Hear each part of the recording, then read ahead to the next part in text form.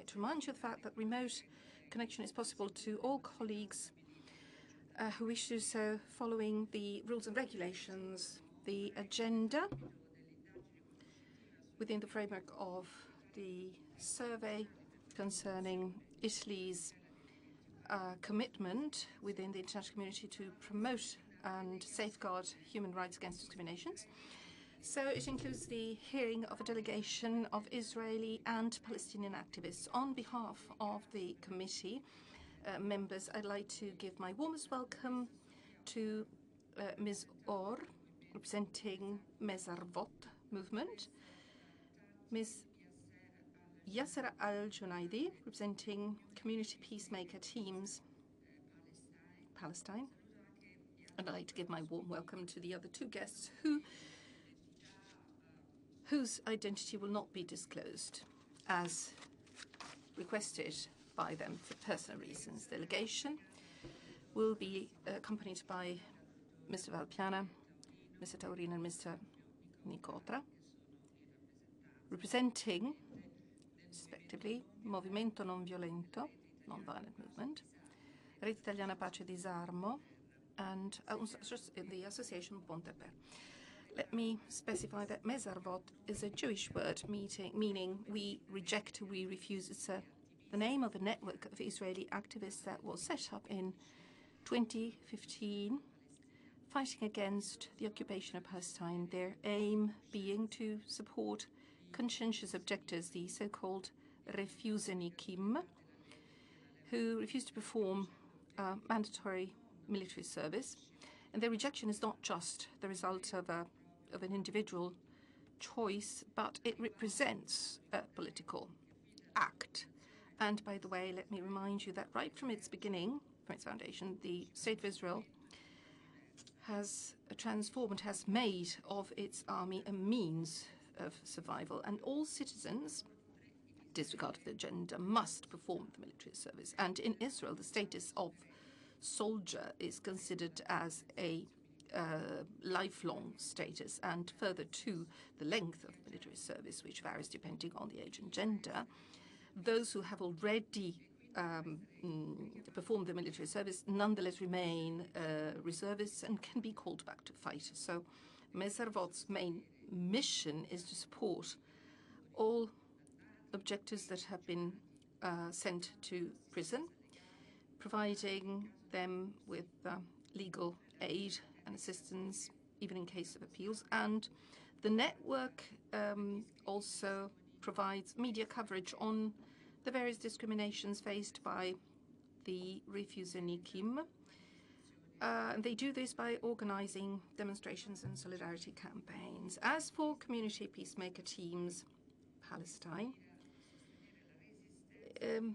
its goal is to promote non-violent resistance of Palestinians against the Israeli occupation, in particular thanks to the advocacy activity. And the original core of this organization was set up in 1995 in the old city of Hebron. And its activity, its action is based on a multi-ethnic and multi-religious vision, with a special focus on violations committed against minors. So, all this said, it's a pleasure for me to give the floor to our guests, and I kindly ask them to restrict the remarks, the introductory remarks, to 25 minutes maximum. So let me give the floor, first of all, to Dr. Or. Ms. Or, you have the floor.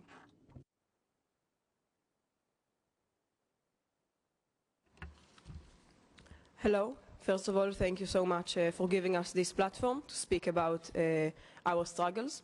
I am an Israeli conscientious objector. I refused in February 2024 and spent 85 days in military prison for it. I am part of the Mezarvot network. Can you speak slowly because they have to translate? I made the decision to refuse in order to try and reach inside the Israeli society, to try and bring the Palestinian voice and the Palestinian human rights violations that are happening all across Palestine to the awareness of the Israeli society, to try and create a change. Unfortunately, I do not believe that the change will truly come from inside because we are too few.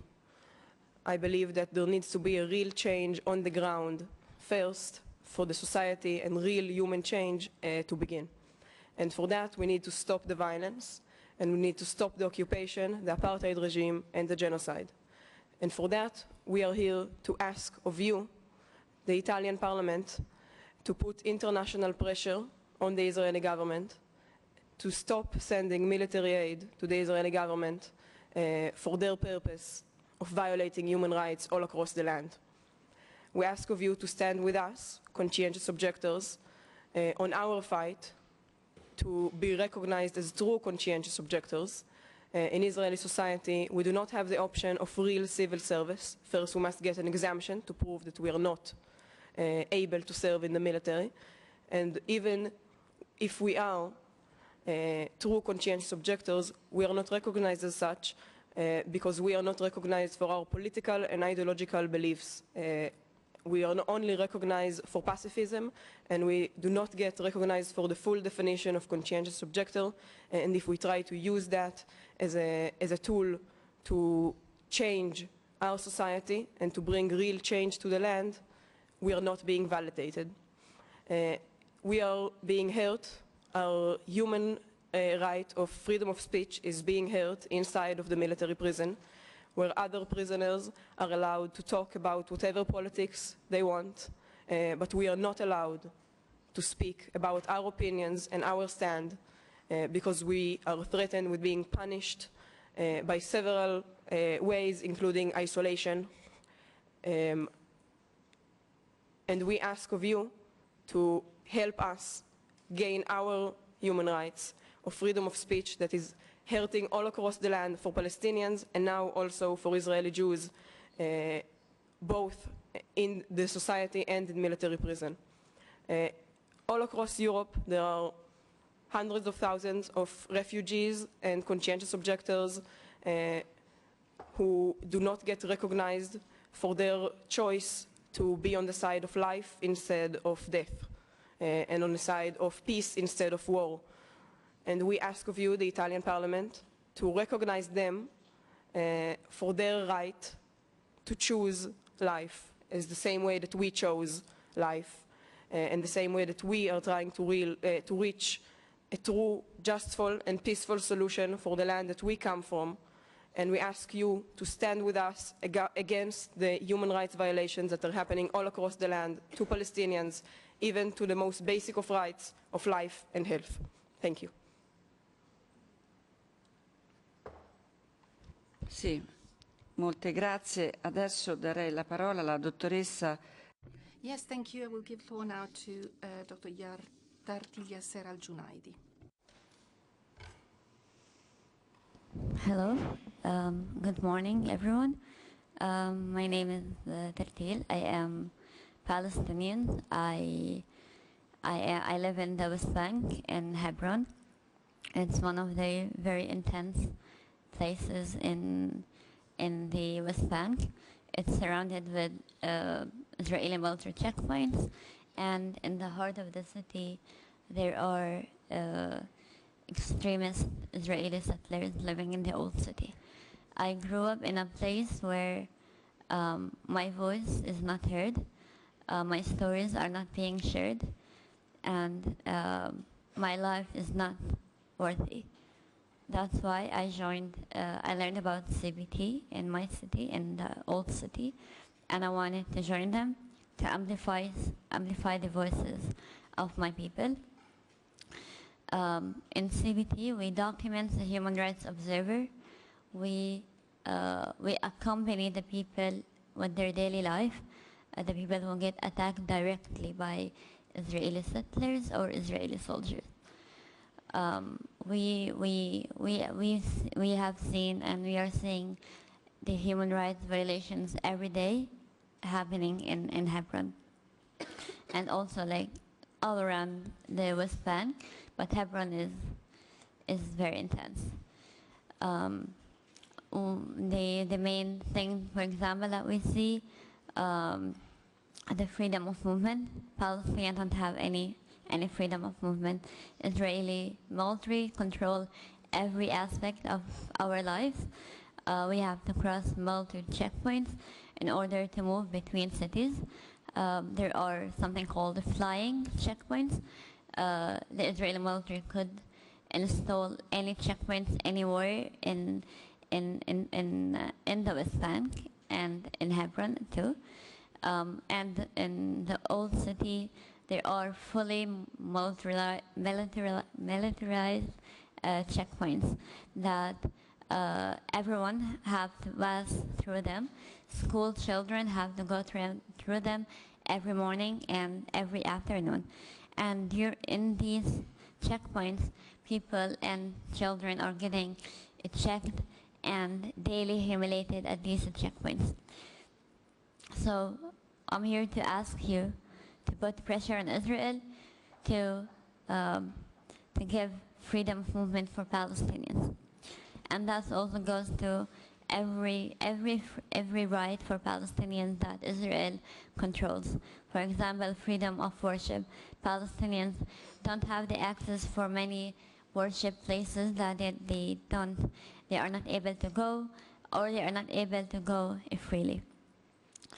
Palestinians are calling for their rights for like 75 years, and we have been peacefully protesting for years and years and years, and even these protests are faced by oppression and use of force. We are not, every time we protest, there is a force that we are faced from the Israeli military. We don't have freedom of speech in Palestine from the Israeli military. What we see on social media is also controlled. What we say is also controlled. People are being checked for their likes and follow on Instagram, for their post on Facebook. They are being targeted based on that. Israel is controlling every aspect of our lives. So again, my presence here is very important. I really thank you for giving me that platform to represent my people and to represent the voices of the four of us, that Israel is an apartheid regime and is suppressing every freedom of speech and everyone who is trying to speak against it. Thank you.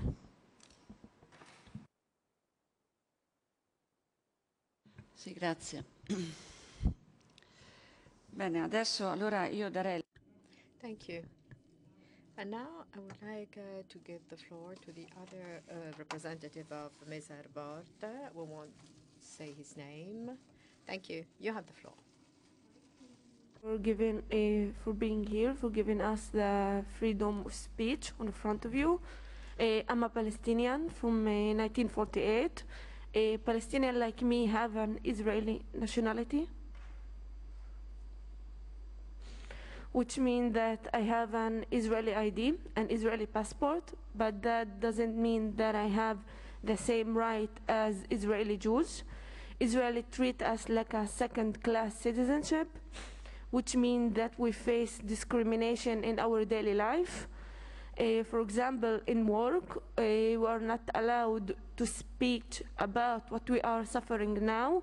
We are not allowed to say stop killing the children, or stop the genocide that happening now in Gaza. Young people like me do protest in Haifa, and the Israeli police attack them violently and arrest them just for asking the Israeli government to stop the genocide and stop killing civilians in Gaza. They put a lot of young people like me in prisons for a lot of years, sometimes also without a trial. That happened a lot especially in the West Bank. There is a professor that was teaching in the Hebrew University. She's Palestinian like me, but she has an Israeli nationality. Because of that, she can teach in the Hebrew University. She talked about the genocide that's happening now in Gaza, and a Hebrew University expelled her from the university just for saying the truth, unfortunately. Israel's government demolish a lot of Palestinians like me, because they say that because they say that we don't obey the law, but this law Israel write it, so of course it will be good for the Israelis and not good for people like me. We are living in a very, very crowded city, because, as I said, Israel demolished a lot of our houses, and Israel took a lot of our houses during the history. We are 20% of the Israeli population, but we live just in 2% of our land. After this war, the violence against us is becoming much, much harder. For example, as I said, freedom of speech and freedom of protests. I joined the Misarbot network that support Israeli refugees. I joined it because I think that these networks give hope for Palestinians like me, because I didn't know that there is Israelis that against what their government are doing now. They are against the genocide. They say we want the Palestinians to have the same human right as the Israelis, and this is very important. This cooperation between Palestinians and between Israelis that asking their government, and for Israelis that sitting in prison just for the freedom of the Palestinians, is very important, and this cooperation giving us hope. Thank you.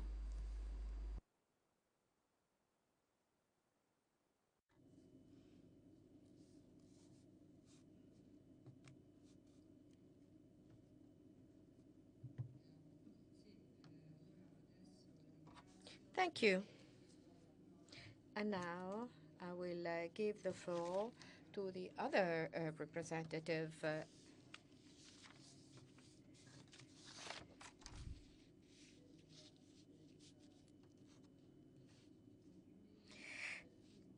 From the Community Peacemakers Team, Palestine. No, apologies, representative from Mizarvot, who'd rather not be, whose identity would rather not be disclosed. Thank you. You have the floor. Hello. Thank you so much for having us here. I am an Israeli, and I refused to join the Israeli military, and I spent 50 days in prison for doing this. And the reason why I did this is something that I think is very important that the Italians understand, the Europeans understand, and everybody, and is that Israel is not a democracy. Israel is an apartheid state. Israel now controls millions and millions of Palestinians that don't have the right to vote. They live under Israeli government, but they don't have the right to vote. And at the same time, they are suffering from a military occupation. Let's talk just about the West Bank. There are military raids all around the West Bank in which the Israeli military kills a lot of people, the majority of them civilians. And this has been going for years, way before the 7th of October. I refused to join the Israeli military before the 7th of October, because this is an occupation and an apartheid that has been going on for years. And the problem is that the Israeli government and the Israeli society won't stop doing what they are doing unless there are consequences. We have videos, we have proof of Israeli soldiers shooting Palestinian children in the West Bank. You can look for those videos. We have proof of Israeli soldiers killing civilians, but no one is going to prison for those crimes. The Israeli government doesn't want to send these soldiers to prison. The Israeli government doesn't hold accountable people for war crimes. I live in Jerusalem, and there are walls that surround Palestinian neighborhoods. Imagine if here in Rome you had a wall that separates people of color, for example. It's an apartheid regime. And if you don't believe me, please come and see with your own eyes. I encourage you, don't believe me, don't believe anybody, come and see with your own eyes. There is a wall separating Palestinian neighborhoods. There are Palestinians that work, for example, 100 meters from their houses, but they have to go to a checkpoint, wait for 2 hours. Sometimes they get arrested, sometimes they get attacked by soldiers in the checkpoint, and only then they can go to their work. This is a very hard situation. And when people like me, Israelis, but especially Palestinians, try to speak, only to say something against what is happening, we get violently attacked and repressed. As they said, there are peaceful protests of Israelis and Palestinians, especially Palestinians, in Israeli cities, also in Palestinian cities, that they just have banners saying stop the war, and they get attacked by the police. There are people that are being arrested because they only wrote something in Facebook or in Instagram. Imagine this, you make a post saying stop the war, and 30 minutes later the Israeli police comes to your house and arrest you. There are several cases that you can also look up. We don't have freedom of speech. When I was in prison, in military prison, they threatened me to put me in isolation, which is torture. The lights are on 24/7. You can't sleep. It's a very small space with no ventilation. You can't breathe. And you have to sit down for the whole day. If you lie down, they will come and shout at you and punish you. And they threatened to put me in isolation because I was saying that the Israeli military is committing war crimes. They told me, if you say this again, we will put you in isolation. And this is happening not just in the prisons, but all around the Israeli society. So I really ask you to, as the Human Rights Commission, to look into this subject, because what is happening in Israel, Palestine is not normal, and action must be taken. I would like to ask you to please consider giving the rights to of conscientious objectors like me and human rights defenders like them to have the refugee status, because we don't have another option. Either we take part in war crimes, which I prefer to die before taking part in war crimes, or going to prison, or being killed in a protest. So this is why it's very important that there are some places where we can find protection, because we don't have another option. And I also want you to see the human rights violations that my Palestinian colleagues described, the attacks of soldiers and settlers that go unpunished by the Israeli government, the freedom of movement that Palestinians don't have, the freedom of speech that especially Palestinians don't have, but also Israeli Jews that are against the genocide and the apartheid. We don't have that freedom of speech. And to stop the destroying of Palestinian homes and stealing their land to give it to Israeli settlers. Only if there is justice, if people are equal, there will be peace. We can't talk about peace while there is an apartheid regime and people like me have the right to vote and people like them don't. Thank you. Molte grazie. Ok. Allora, intanto... Right, so meanwhile, while we wait for colleagues to ask questions, if any, let me express our utter thanks for your job. I do admire your democratic resistance, your courage. You're so brave not to submit, not to accept violence. The fact that they're stronger and you don't accept it. You're young and you risk your life for higher values, for liberty, for democracy. Do know you're not alone.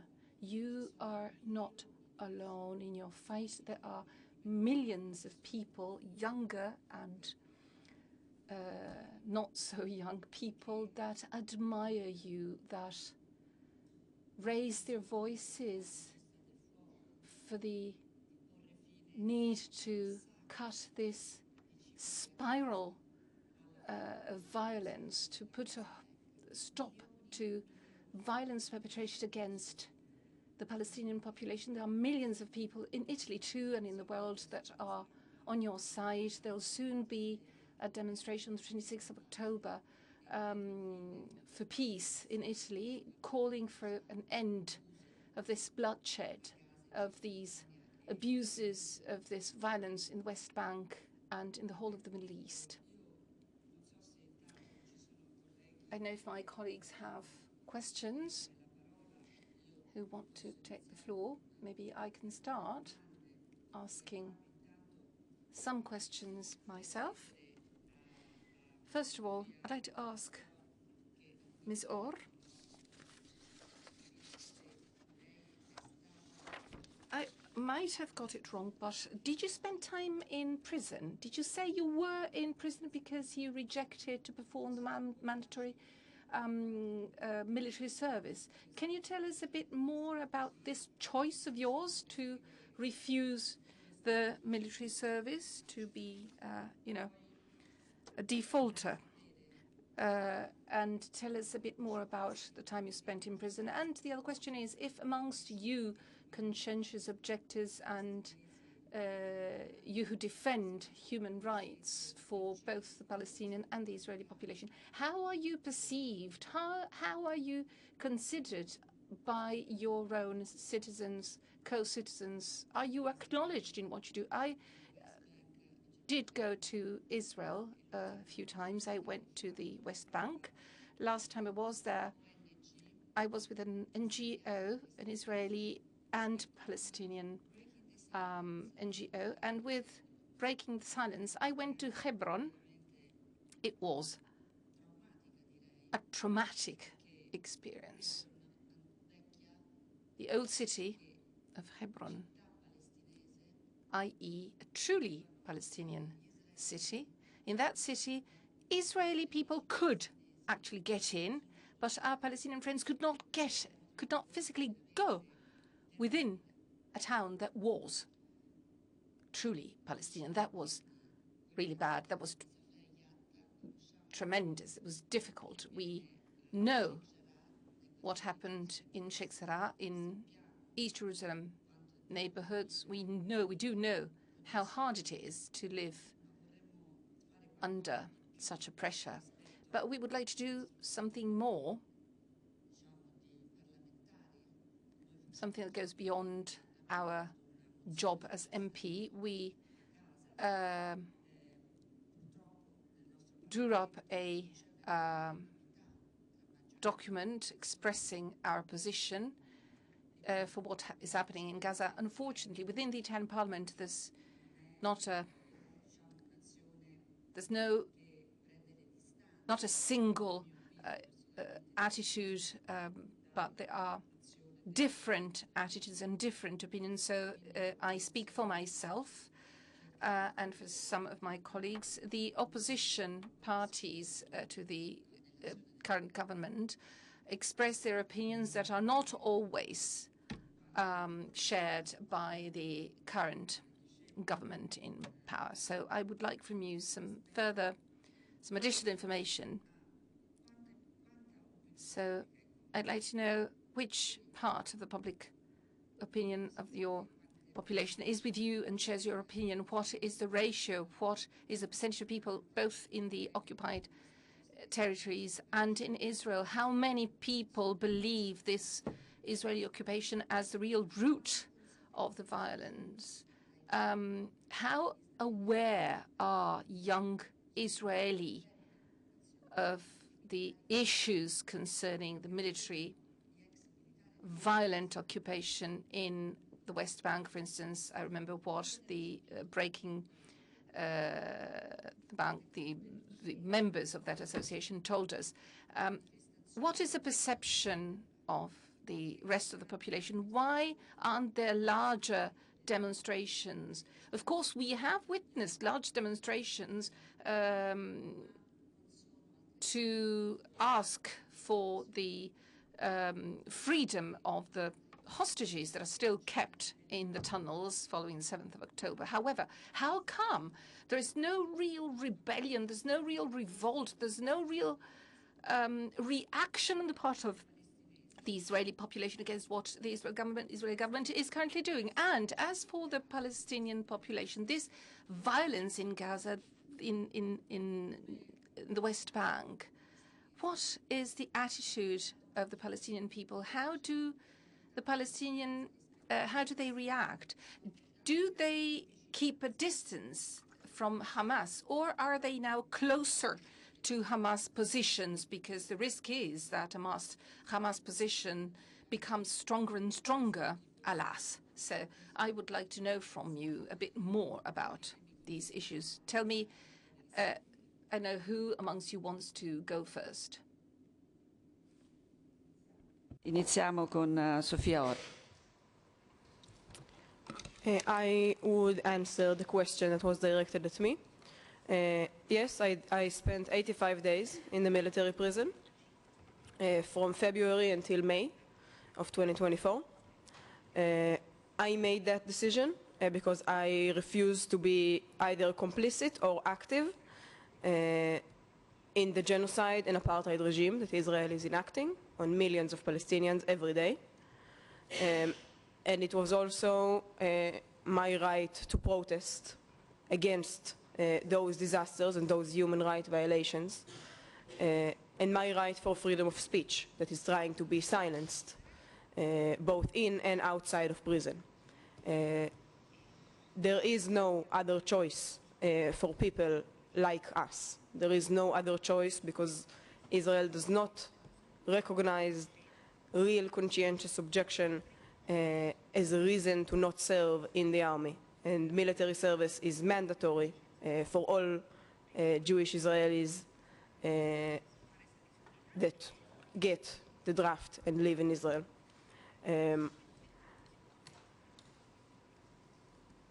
I was in prison, and it was not a good experience, but it is very different than how Palestinians experience the prison by Israel, where they get violated in every way, being sexually harassed and not in horrible living conditions, where they don't get enough food, where they are very crowded, where they can stay in years without a trial. And and they will never even know why they were arrested. For me, I have seen the way inside prison that the army violates the human rights of the people serving in it. I have seen in isolation a woman, 27 years old, that the army lost her exemption that she got when she was 16, and 10 years later came after her and took her to military prison saying that she deserted. The woman has clinical depression, she was deaf, and she had a broken leg, and they put her in isolation for 2 weeks, not giving her, not treating her condition, and saying to her when she started puking blood because she couldn't eat or drink that she needed to see a women's doctor and they can't help her. That is the kind of dehumanization that the Israeli military is doing to everyone that it comes in contact with, mostly Palestinians, but that kind of regime, that kind of violence and using force and not seeing people truly as people will seep everywhere. An apartheid regime is not something sustainable, and it is horribly, horribly immoral.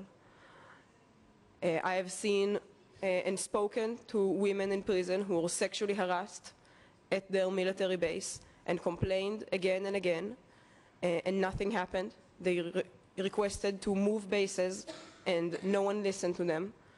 And then, eventually, after being ignored again and again, and continuously sexually harassed, they ran away because the army didn't leave them any other choice. Because the Israeli military does not treat people as people, only as problems. And after they deserted, the army came after them and then put them in prison for half a year. While about 80% of that time, they were in prison without a trial. Most of the deserters in military prison can spend months in prison without a trial. And that is light compared to what Palestinians go through with their prison experience. And inside the military prison, I was also threatened with punishments for speaking about politics, for speaking even for the most basic of human rights of Palestinians, because the army does not want our voice to be heard. The army does not want us to speak about what it's doing to Palestinians and to even sometimes to its own soldiers.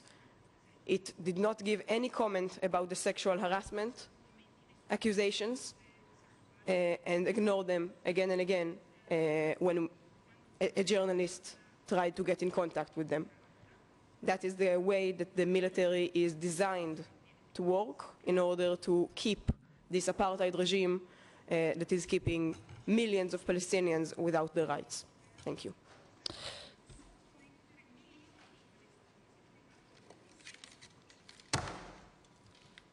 Yeah, sì, fammi dire che però c'è anche... Let me add that there's a B'Tselem report. B'Tselem has drafted this report where the conditions of the prisoners are illustrated in detail. And the report exactly says the things that you just said. So there are people who try to let people know what is going on. I think last week we listened to a representative from B'Tselem, and he talked to us about the conditions of prisoners in the Israeli prisons. And this is a way to accuse the government, and of course the conditions are not in line with the standards that are required to respect a human being. So what you are saying is in full sync with what we heard from the representative of B'Tselem. Let's listen to the other representative now.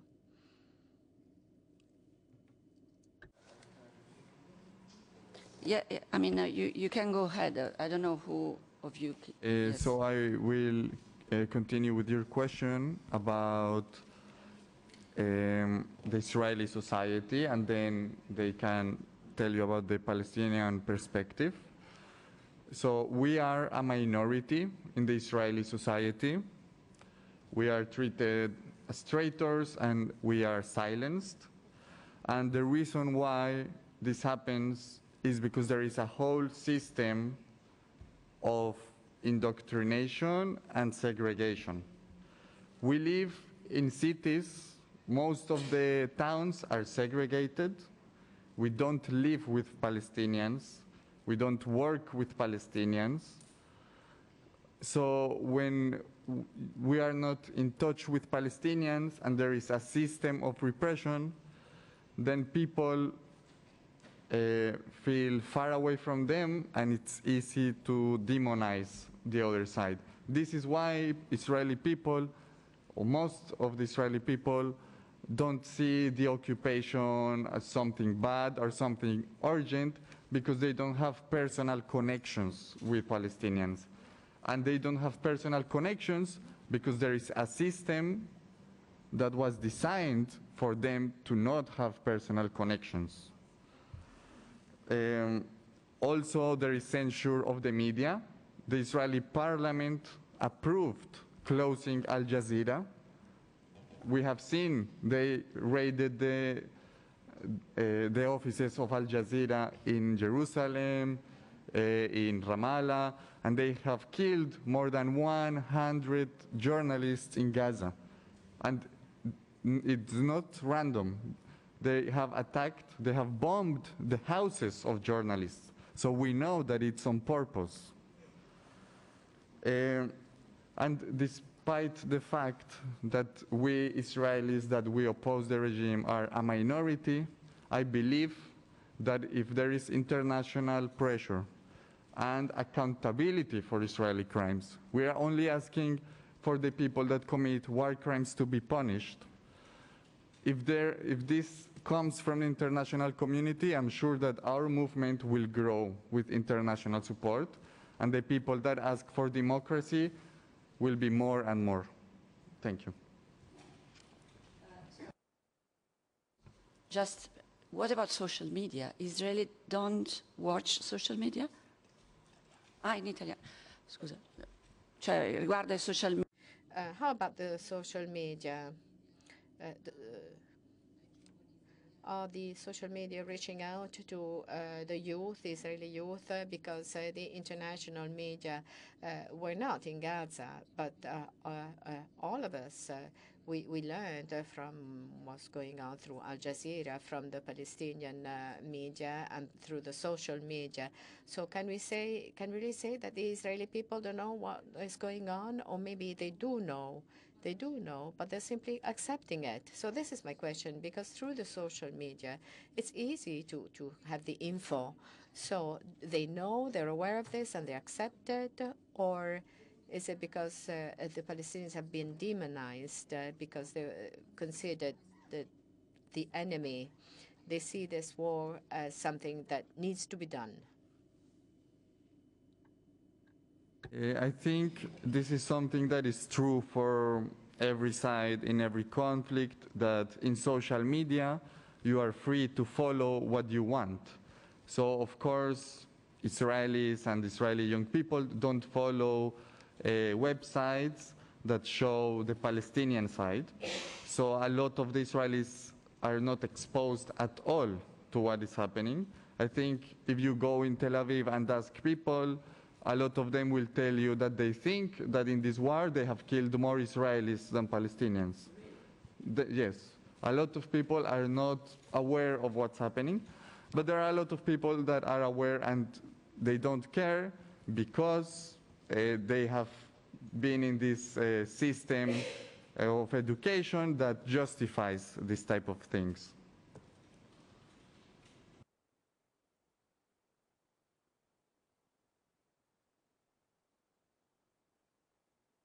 Grazie.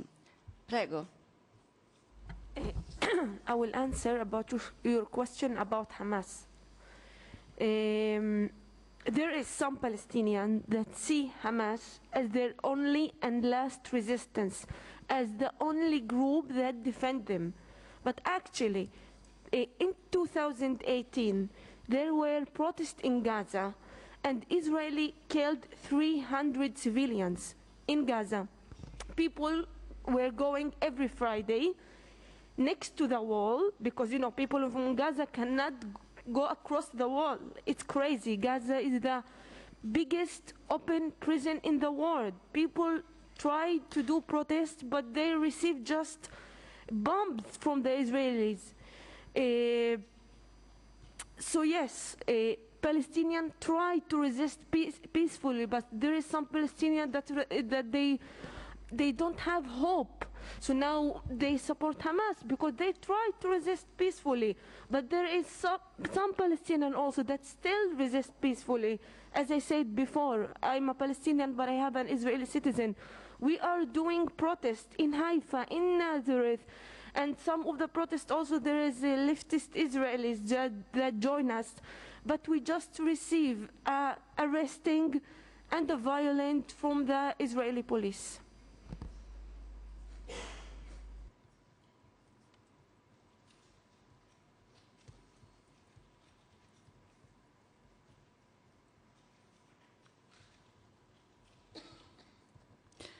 Yes, please. I want to say, in order to really understand the Palestinians and in order to understand the roots of the issue, in order to make a real change, we need to understand that Hamas only existed because of the occupation. So the only recruiter for Hamas technically is the occupation. And in order to remove any resistance for that occupation, we need to remove the roots. We need to solve the issue. The violence will always generate violence. How Palestinians view Hamas? Palestinians view Hamas as armed resistance group. And we will not be able to solve the Palestinian struggle unless we really understand that. No one here is promoting violence. No one here is just promoting violence, or nobody here are justifying violence at all. However, we need to understand that Hamas exists for reasons, and Palestinians have tried since ages to, as my colleague said, to protest peacefully. We have, in the first Intifada, many examples happened.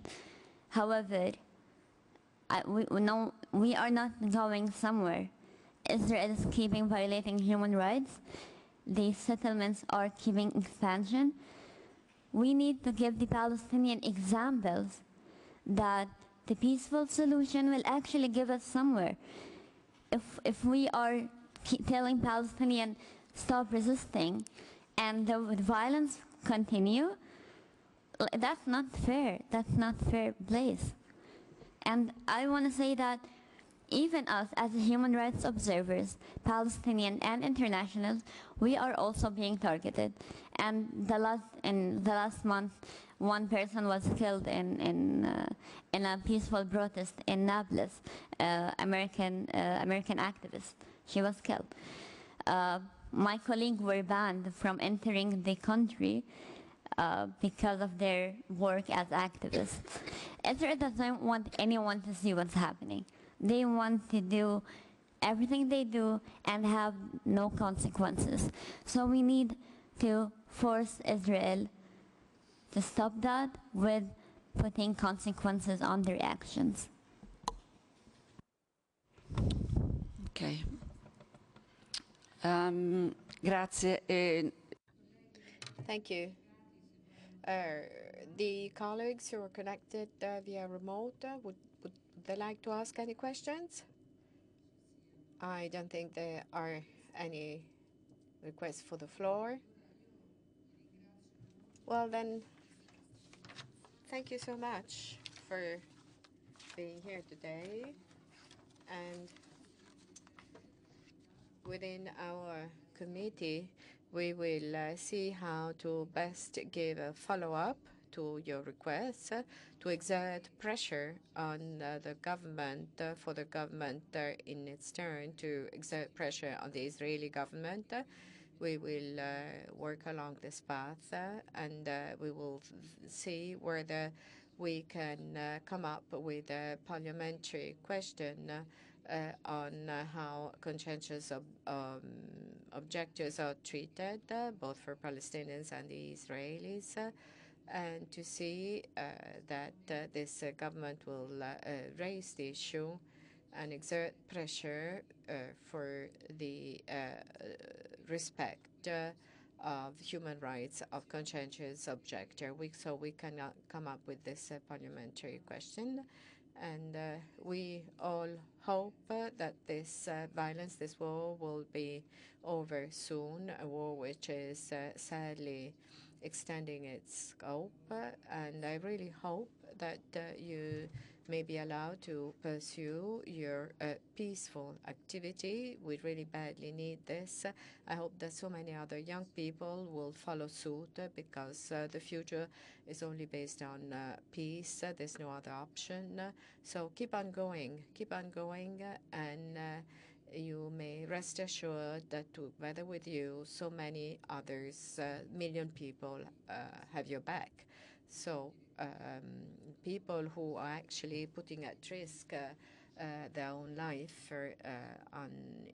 to protect the most important principles on behalf of the community. So thank you for what you're doing, and we'll keep in touch. I think we will soon have a visit. We will soon come to visit the West Bank, Israel, Jerusalem, and that would be a nice opportunity also to see you again out there, and to do some visits jointly. And we've already done this in the past, and we will do our very best to give you all the necessary support. Thank you, and the hearing is now.